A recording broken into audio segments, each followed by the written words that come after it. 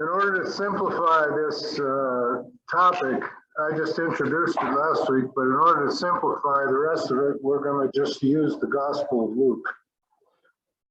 Because for several reasons, actually. Luke, unlike Matthew, was written for a Gentile audience, which means there's far fewer examples of Jewish references that would have to be explained to a Gentile audience. Luke himself was a Gentile and probably an associate of the Apostle Paul for a period of time. And he wrote for a Gentile church. Now, that doesn't mean he didn't know anything about the Jews or the Holy Land or anything like that, because he obviously did. You can tell that from the text of his gospel. But as an example, in Matthew is constantly, when he writes something about Jesus, he is constantly saying, this is to fulfill what the prophet said, blah, blah, blah, blah, blah. Assuming that his audience knew, first of all, what a prophet was. Back in those days, Gentiles didn't know anything about prophets. And secondly, that Jesus somehow or another was a fulfillment of what prophets had to say. So there's a lot of Judaisms in Matthew that are not present in Luke. Another interesting example is that in Matthew, as you all know, Moses received the law from the top of Mount Sinai, right? So he climbs Mount Sinai to receive the law. Most of the time we think of the law as the 10 Commandments. Well, that's only part of the law. That's the moral law. But there's a lot more to Jewish law than the 10 Commandments. There's kosher laws. There's laws regarding what you can wear. There's all kinds of laws. Okay, so anyway, Moses goes to the top of Mount Sinai and to receive the law. In the Gospel of Matthew, Jesus gives the sermon on the what? Mount. That's right. In the Gospel of Matthew, Jesus is standing on Luke, Jesus is standing on a plain, on a flat place when he gives the law, his interpretation of the law. So Luke changes some things for his Gentile audience, and so we'll be following the Gospel of Luke. Obviously, we will not be reading everything in the Gospel of Luke. We are going to choose carefully only those examples of miraculous events that are typical and that point to the overall theme of forgiveness and that lead ultimately to the cross and resurrection of Jesus Christ. So that's what we'll be doing for the rest of the class. Okay, so from last week, so I introduced the theme last week, talking about a couple of highlights. The scriptural context of the connection between miracles and forgiveness is the covenant that God promised to make through, well, he articulated that covenant through the prophet Jeremiah, where Jeremiah says, the people have broken the initial covenant I made with them. This is when they were carted off in exile to Babylon. And Jeremiah says, but in the days are coming, says the Lord, when I will make a new covenant with the house of Jacob. And that covenant will be based on forgiveness and the fact that God will remember their iniquity no more. So that is the biblical background, okay, of connecting. Okay, so, and then miracles, okay, miracles. So the Gospel of John is the most clear when it comes to interpreting what miracles mean. In John, the word miracle is not even used. He uses the word sign, okay? A sign is something that points beyond itself to a reality that exists, to which the sign points. So when you're driving down the road and you see a sign with a curve on it, you know that the road up ahead is going to have a curve on it. John calls all the miracles signs, and what he means by that is that they are indications that the kingdom that was promised by the prophets, the kingdom of God, is coming into being. These are signs of that. And the fact that Jesus gives sight to the blind and enables the lame to walk and feeds 5,000 people from a few loaves of bread and all of the rest of it.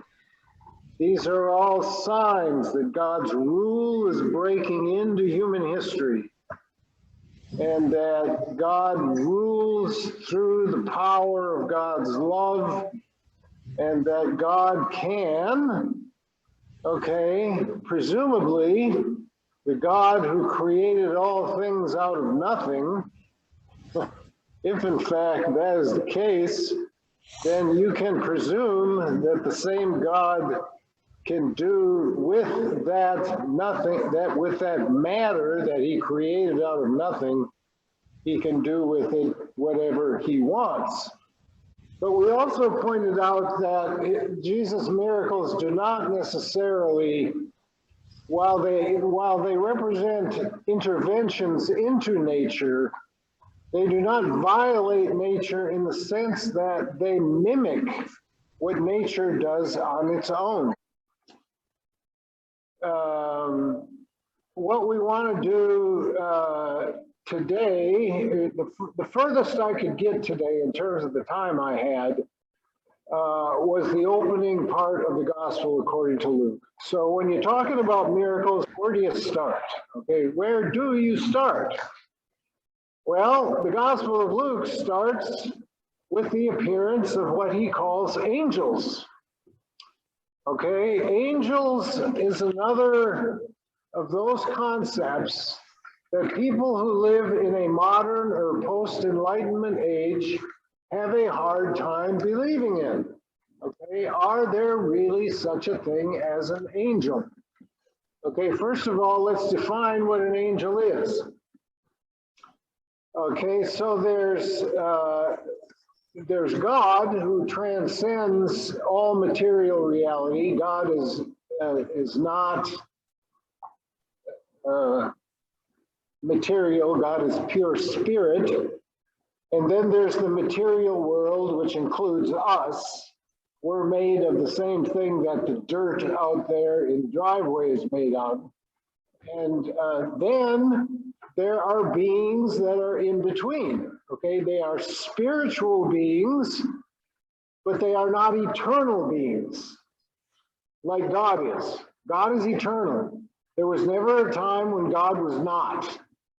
Okay, so try to understand eternity and you'll drive yourself nuts. Don't even try. Okay, the best way to look at it is that this goes back to actually a heresy in the early church, which was called, what was the name of that? There were so many heresies in the early church. Anyway, according to this heresy, Jesus was not eternal. Jesus was created by God to be the Messiah. And so the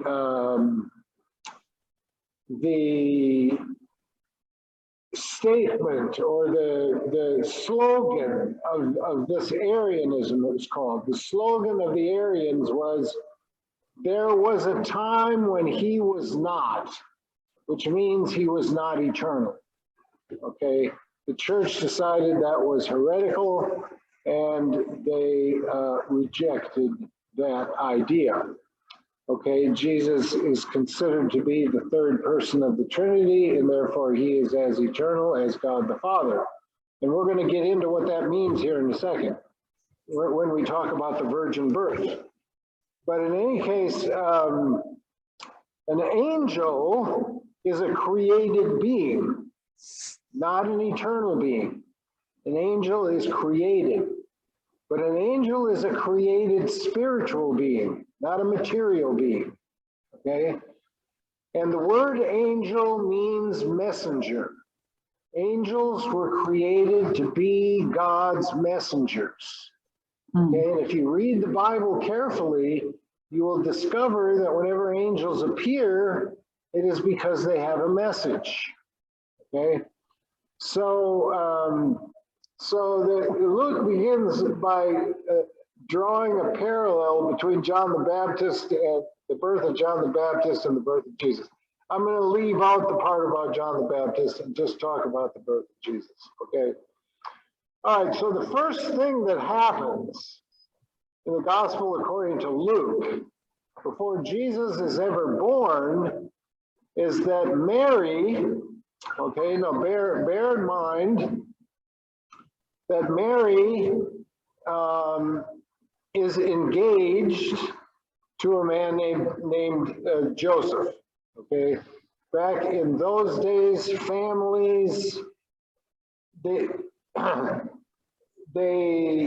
decided in advance, usually in advance, who was going to marry who. This was not a matter of you fall in love with somebody and you get married. This was matchmaker marriages, okay? So Joseph needs a wife, and Mary's parents decide that Mary's a good candidate for Joseph in terms of becoming his wife. So they are betrothed, as they put it. And when you are betrothed, according to Jewish law, okay, number one, there is no sex before marriage in Jewish law. Out of the question, all right? Number two, you cannot have any kind of relations with another male. In other words, suppose you're out in public. You're at the town well and you're getting water for your household. You cannot have a conversation with another male. That's not kosher, okay? That's not allowed. When you're betrothed, this is a patriarchal society. You belong to your betrothed, okay? And so Mary now is bound to Joseph, and she's probably, you know, and this is partly because of the life expectancy back in those days. But as soon as a young girl begins her menstrual cycle, she becomes a candidate for marriage, because the role of women in those days was to have babies. That was their primary role, okay?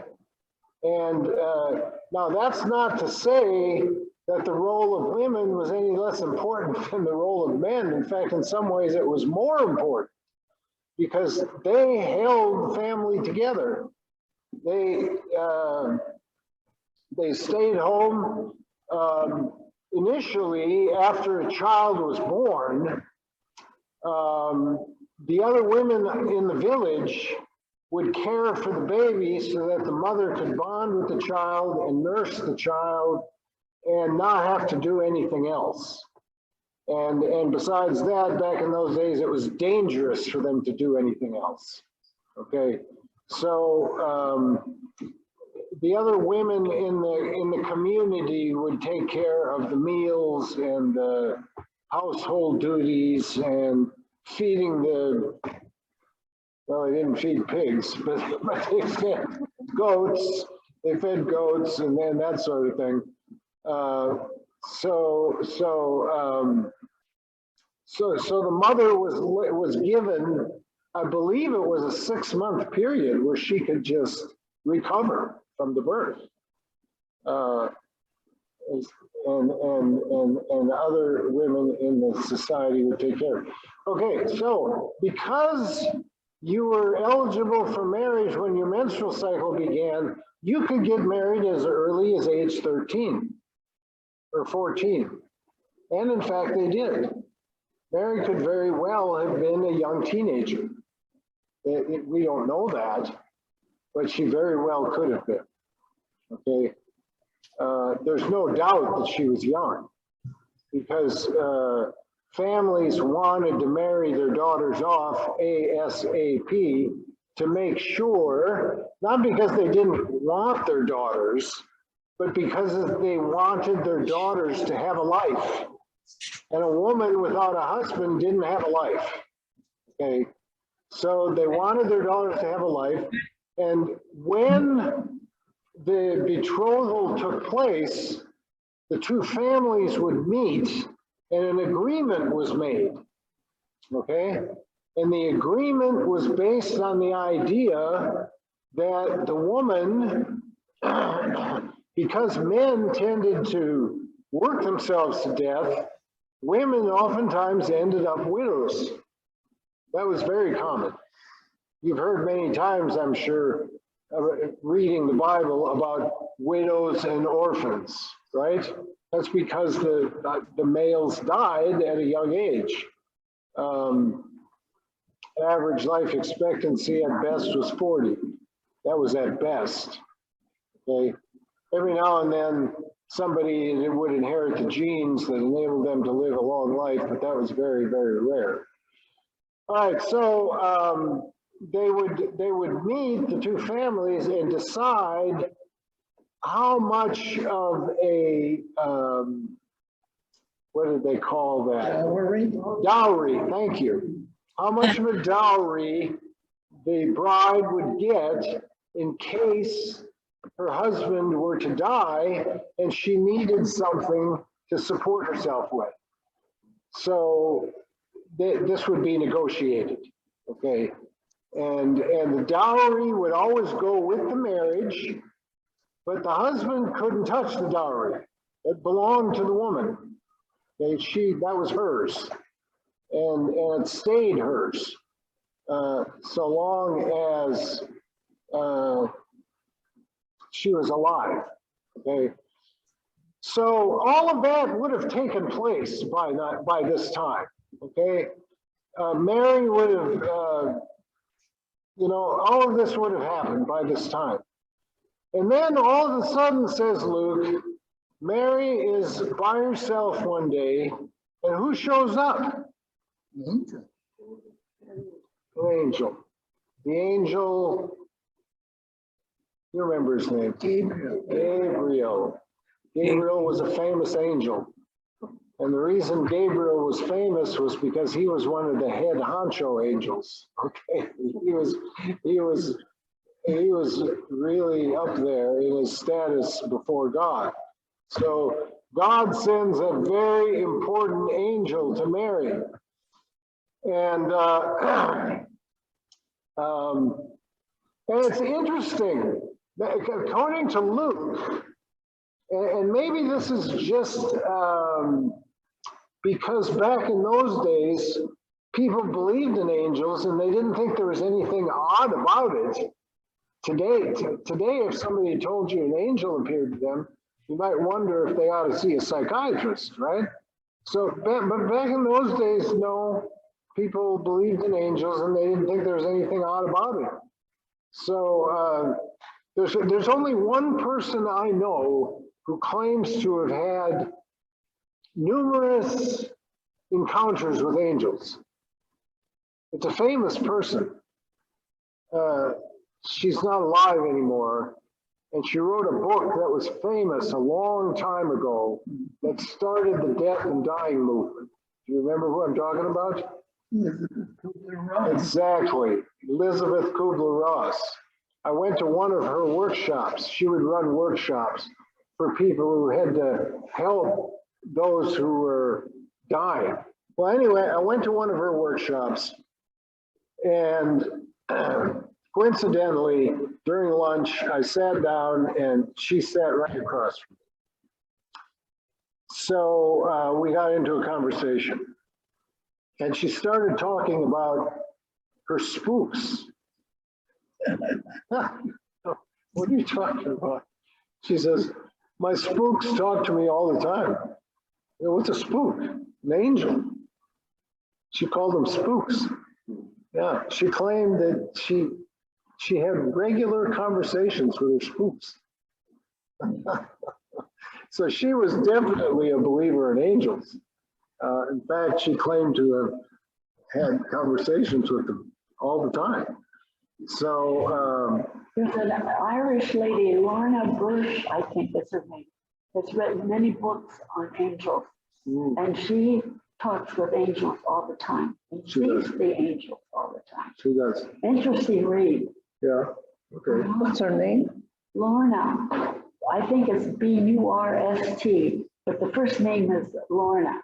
She's Irish. Yes. Yeah. Yeah. Okay. There are people who claim to have experience with angels. Yeah. Now, I'm not going to, I personally have not, so I'm not going to give you any lectures about angels because I'm not qualified. I don't know. Okay, I'm not there. But the text, according to the text, the angel appears to Mary, and Mary is perplexed. And the angel says, greetings, favored one.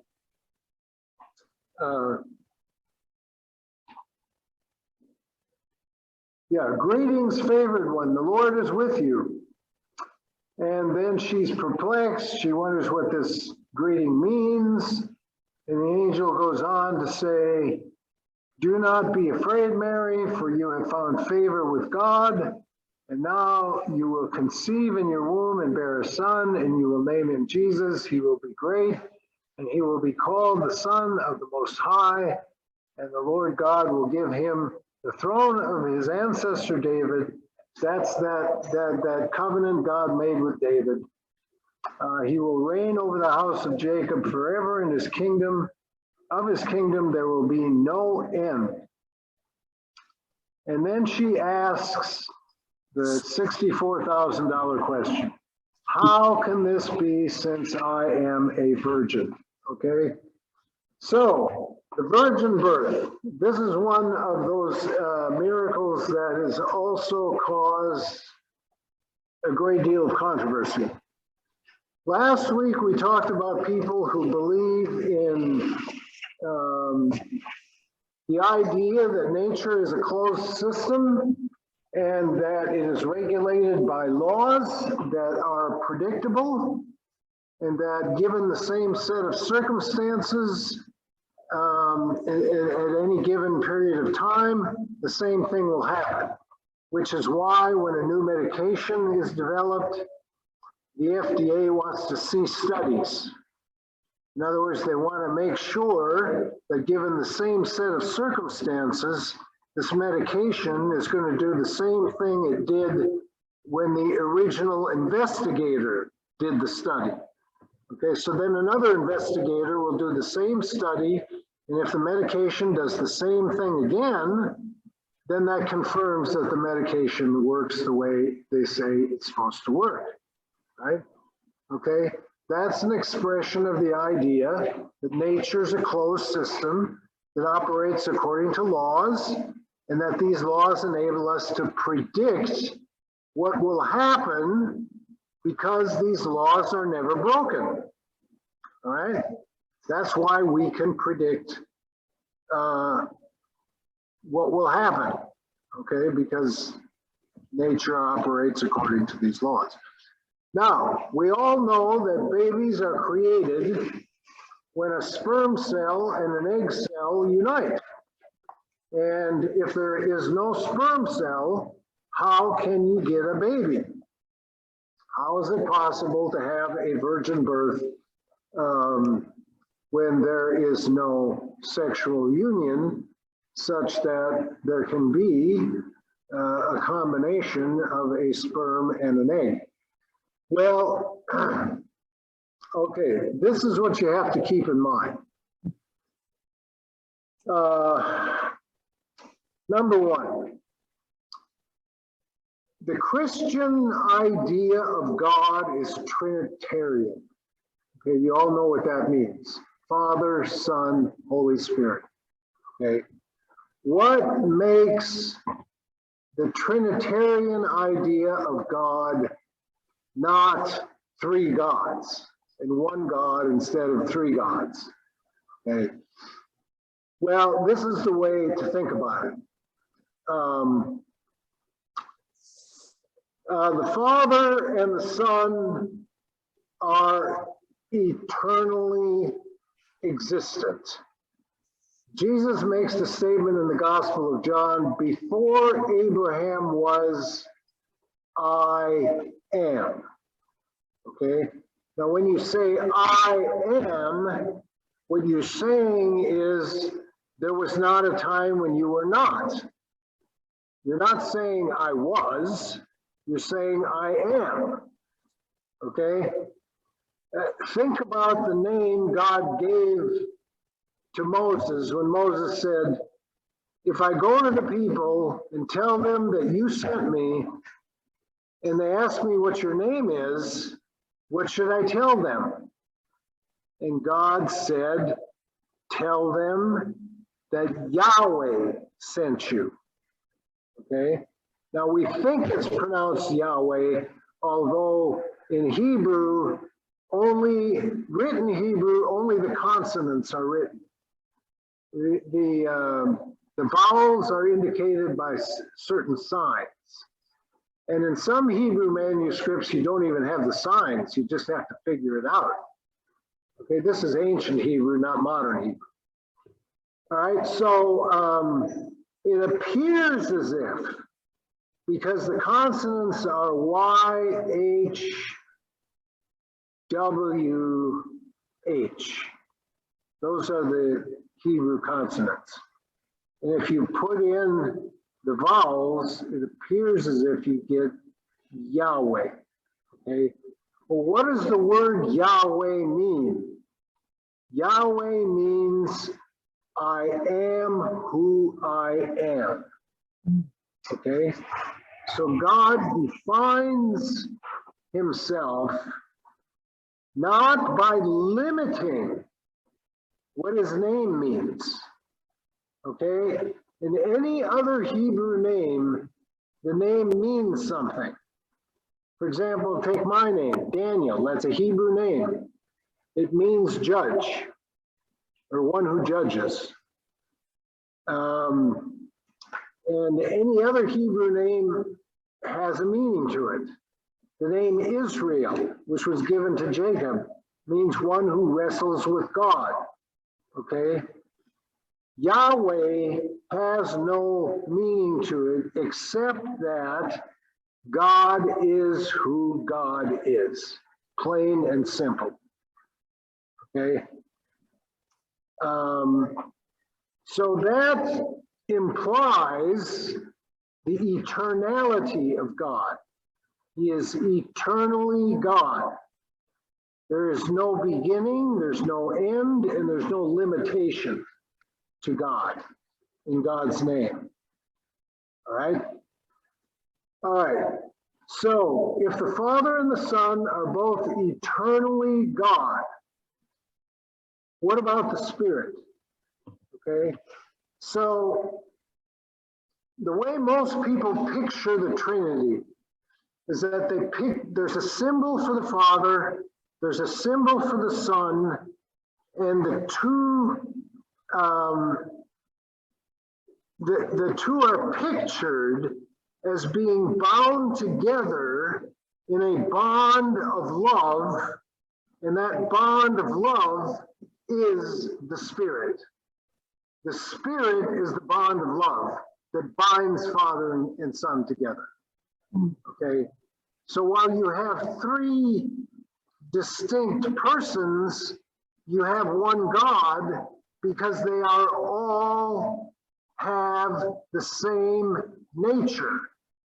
Okay, the Son and the Father don't have a different nature. Okay, so an earthly father and an earthly son have their own distinct bodies. They don't have the same nature. They have their own bodies. But the Father and the Son have the exact same nature. They are eternally existent, bound together in love by the Spirit, which is love. Okay, so when you're talking about the virgin birth, you're not talking about the union of a sperm cell and an egg cell. You're talking about the union of the Son with a human mother. Okay? Which means that Jesus has both an eternal nature, because that's who he is. He is God, but he also has a human nature because he is born of a human mother and therefore has flesh and blood just like we do. All right? And that's where you get the idea of the incarnation. All right? God incarnates himself into a human body. All right? So the virgin birth doesn't mean that Jesus somehow or another came into being miraculously because God decided to make a human being without sperm. That's not what it means. What it means is that the eternal Son incarnated himself in a human mother, so that you have both an eternal and a human nature to the Son. Okay? Does that make sense? Yeah. I haven't You lost call you. that a miracle? It is a miracle. Yes. It's absolutely a miracle. Anything that God does is a miracle, because what God does is outside of the realm of the laws that regulate nature. Yeah. Okay. So why does God do that?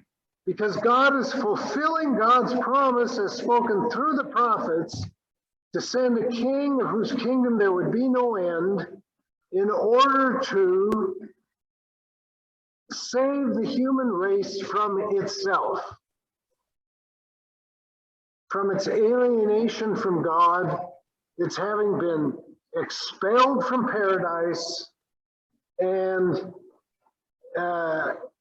is having inherited the same nature as every other material being, which is that it is born, it lives for a period of time, and then it dies.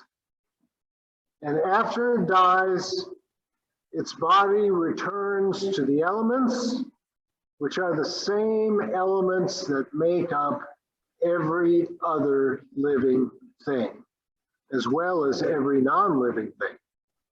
All right? So you could have the molecules that a dinosaur had. All of the molecules that make up the material world eventually end up intermixed. And who knows where they'll end up? You don't know where they'll end up. Okay, which is why, all right, and I'll end with this story. There's a lot of Jews who also believe in the resurrection from the dead, okay? When you go to Jerusalem, You got that valley I talked about between the walls of the city. It goes down into a valley, then it goes up to the Mount of Olives.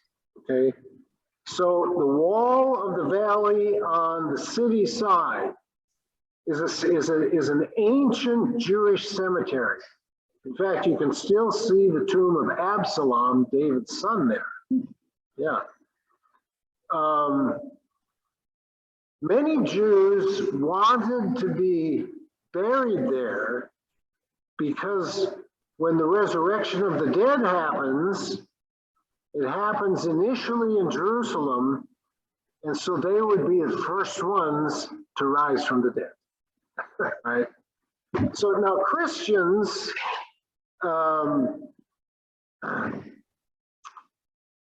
many groups, this doesn't include Hindus, obviously. Many groups don't believe in cremation. The reason they don't believe in cremation is precisely because of resurrection, right? Right? Christians don't care. Why don't we care if we're cremated? Why don't we care? Even though we believe that we will be resurrected from the dead. Because we're getting a new body. Because we get a new body. That's exactly right. We get a new body. And Paul describes that new body in some detail in chapter 15 of 1 Corinthians. If you ever want to look it up. All right, it's a new body. And if you look at the appearances of Jesus after he's raised from the dead, his body can do things that our body can't do. It can appear behind closed doors without having gone through the door. It can disappear. It can, it can do things we can't do. It can do things that angels do because it is a spiritual body. Okay. All right, so the first miracle then in the Gospel of Luke is the virgin birth, well, the appearance of the angel and the virgin birth, and this represents Luke's beginning of the story of how God is fulfilling God's promise to inaugurate God's kingdom on earth. And as we proceed through the Gospel of Luke, picking this miracle and then that one and then another one without going through the whole thing, we'll see there are different kinds of miracles that will illustrate what all this means and how it relates to forgiveness. Okay?